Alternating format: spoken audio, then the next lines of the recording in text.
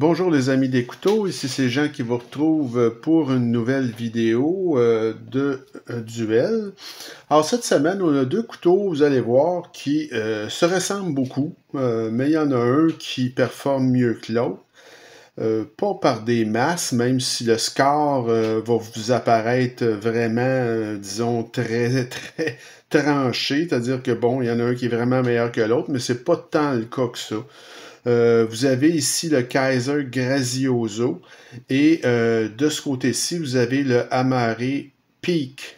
Alors, si on commence avec le Grazioso, alors comme vous pouvez voir, c'est un couteau qui... c'est un couteau, premièrement, d'un designer qui s'appelle Sheriff Manganas, qui a eu d'autres... il y a eu des contrats aussi avec Kubi, notamment. Peut-être même ses designs les plus connus sont avec Kubi. Mais celui-ci, Grazioso, est très bien réussi. Hein? C'est très joli. Ça fait moderne et traditionnel à la fois, si vous voulez. Je trouve ça très élégant. Les proportions sont très belles. Donc, c'est une belle réussite de Manganas là, au niveau du design. Au niveau de l'Amare Peak, alors c'est une compagnie qui est beaucoup plus, disons, modeste ou moins connue que Kaiser, Amare. Mais bon, c'est ça aussi, si on regarde, c'est quand même très réussi comme design. Ça fait peut-être un petit peu plus rustique et ça a une forme de lame un peu plus stylée, je vous dirais, un peu plus, moins, disons, on est moins habitué à ce genre de lame-là. Mais ça aussi, comme je vous dis, là, c'est très réussi. Je trouve ça très joli comme design. Et pour cette raison, j'ai mis une égalité au niveau du design. Là, il n'y en a pas un qui m'apparaissait nettement supérieur à l'autre. Au niveau des matériaux maintenant. Alors ça, c'est de l'acier ici au niveau du Grazioso. C'est de l'acier N690. Le manche est en G10 et je vous dirais, je crois que c'est du cuivre ici, mais je suis pas sûr entre le cuivre et le laiton, mais je crois que c'est du cuivre. Et le clip est un clip en acier qui est non réversible, mais il est très bien intégré au manche, alors ça c'est bien fait. Bon, c'est un roulement à billes, ce couteau-là. Au niveau des matériaux de l'Amare Peak, alors ça, c'est du 14C28N comme acier. Vous avez ici, je crois que ça, c'est du laiton et vous avez un manche qui est fibre de carbone, mais je vous dirais, là, c'est vraiment, là, le style fibre de carbone, là, qui est un composite. Donc, vous avez un amalgame, on le voit très bien, la démarcation, c'est un tiers, deux tiers. Donc, un tiers fibre de carbone, deux tiers de G10. C'est un roulement à billes également. Et vous avez aussi un clip qui est en acier et qui, lui, bon, est peut-être un petit peu moins bien intégré dans le sens que les vis dépassent, là, mais qui est quand même correct, là. Et lui aussi, c'est non réversible là, comme clip. Alors là, encore une fois, au niveau des matériaux, je vais vous avouer que ça se vaut. Alors, j'ai mis une égalité là, pour les deux au niveau des matériaux. L'ergonomie maintenant. Alors, l'ergonomie du Grazioso, elle est vraiment excellente. Prise à quatre doigts, vous avez une position avancée. La dentelure, elle est très bien exécutée. Vous avez même comme on dit, un arrêt, un stopper pour le pouce ici parce que la lame, il y a comme une petite coche dedans. Mais vous avez de toute façon de la dentelure qui est très bien exécutée par Kaiser. Elle est très mordante sans être irritante pour le doigt. Et vous avez, comme je vous dis, très peu là, de hotspot de clip. C'est vraiment une ergonomie vraiment très bonne. Là. Vraiment, c'est supérieur comme ergonomie.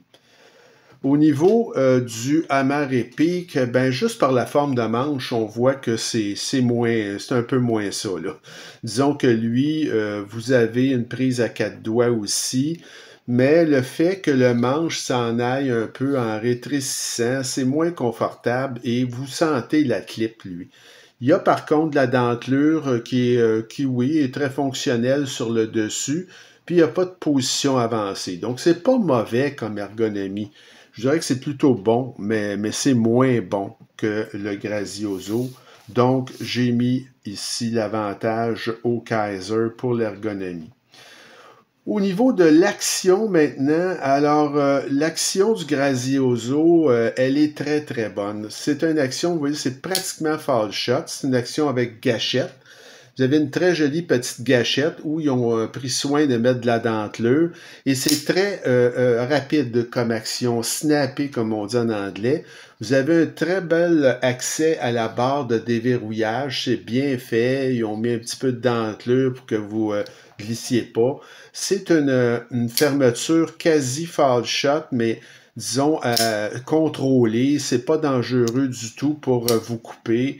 C'est très satisfaisant comme ouverture. C'est vraiment très, très rapide. Donc, j'aime beaucoup l'action du Grazioso. Au niveau de l'action du amarré, c'est aussi très bon. Vous avez aussi une gâchette avec la dentelure. C'est un petit peu moins snappé, mais pas beaucoup. L'accès à la barre de déverrouillage, elle est excellente aussi. Et vous avez aussi une action qui est quasi fall shot.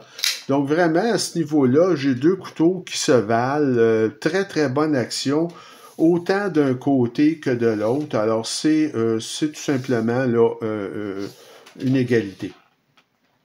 Le prix, alors le prix, j'ai payé le Grazioso il y a 2 ans. J'ai payé ça 110 $ et c'est le prix qui vaut le Grazioso dans cette version-ci parce que vous allez voir, je vais vous dire plus tard, il y a des versions plus dispendieuses, mais je vous recommande pas. Alors, ça vaut à peu près ce prix-là. Je vous dirais même que je l'ai vu souvent à 100 $. Donc, payez pas en haut de ça. C'est pas un couteau qui justifie là, un prix supérieur. Au niveau du Peak, ça aussi, ça fait comme 2 ans et demi que j'ai acheté ça. J'avais payé un peu cher. J'ai payé 128 et aujourd'hui, c'est 130, mais c'est un couteau que je crois qui est discontinué. Alors, c'est pas l'achat du siècle là, à 128, je vais vous avouer. Alors, j'ai mis un avantage au Grazioso pour le prix. Au niveau du poids, alors c'est un petit peu la même chose aussi. Le Grazioso, c'est pas un poids léger. Il pèse 4,2 onces ou 119 grammes, mais c'est un couteau pleine grandeur de 20,32 cm. Il y a de la il y a de la squelettisation à l'intérieur, mais pas suffisamment, mais quand même, c'est raisonnable comme poids, je vous dirais, étant donné la taille de ce couteau-là. C'est rien d'effrayant, mais c'est pas ce qu'on peut appeler un poids léger.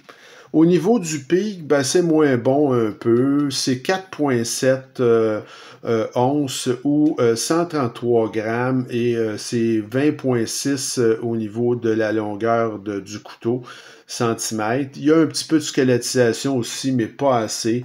Alors, c'est légèrement plus lourd que le Grazioso. Alors, j'ai mis l'avantage au Grazioso pour le poids.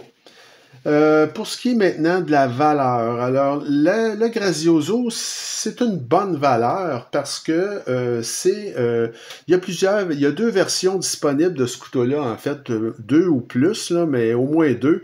Il y en a une qui est très, très dispendieuse avec des matériaux plus nobles, du titane, etc. Moi, je pense que cette version-ci est amplement là, satisfaisante. Donc, c'est une très bonne valeur. C'est toujours en vente, le Grazioso. Tandis que l'Amaré Peak, ça, c'est plus moyen parce que c'est probablement discontinué. C'est un couteau qui, la valeur, je la mets un peu moins élevée. Alors, c'est quand même correct, là, mais il ne faudrait pas payer vraiment trop cher. Mais j'ai mis l'avantage au Grazioso pour la valeur. C'est un couteau comme je vous dis, qui est encore en vente. Et pour mon appréciation personnelle, ben, le Grazioso, je crois que c'est un bon couteau qui fonctionne très bien. C'est solide. L'assemblage, évidemment, on est chez Kaiser, donc c'est vraiment fameux. Ça fait chic, ce couteau-là, hein, et le style est très beau. Ça va bien passer l'épreuve du temps, comme on dit. Mais je ne crois pas que vous devriez payer plus de 100 $ pour ce couteau-là. Selon moi, c'est très, très, très suffisant, là. Et à l'évaluation, ce couteau-là avait coté à 8,38 sur 10.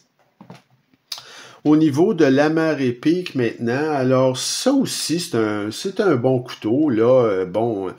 C'est bien construit. Ça aussi, je l'ai démonté souvent, ce couteau-là. C'est très solide également. La lame, elle est très bien centrée. L'action est correcte. C'est une allure un peu plus rustique. C'est peut-être pas tout le monde qui va aimer. Mais je crois que ça va bien passer l'épreuve du temps, mais si vous en trouvez un qui est encore en stock, ne payez pas plus de 100 $ pour ce couteau-là, parce que je crois que c'est discontinué. Et à l'évaluation, il avait coté à 8 sur 10. Donc, là, je vais mettre l'avantage au Grazioso. Et comme vous pouvez voir, ça se termine 8-3, ce qui pourrait laisser penser qu'il y a un écart considérable entre ces deux couteaux-là. Mais ce n'est pas le cas.